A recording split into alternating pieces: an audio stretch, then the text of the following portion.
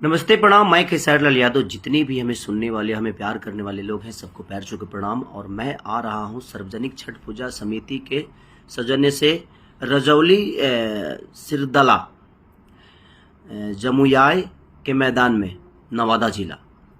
ये रजौली सिरदला जमुयाय के मैदान में, नवादा जिला। तो आप लोग अपना प्यार और आशीर्वाद देने के लिए कल यानी 1 नवंबर को मेरा कार्यक्रम है, ये नवादा जिला में रजौली में सिरदयाल जमुयाय के मैदान में। तो आप लोग आइए। और सार्वजनिक छठ पूजा समिति के सौजन्य से कार्यक्रम रखा गया है।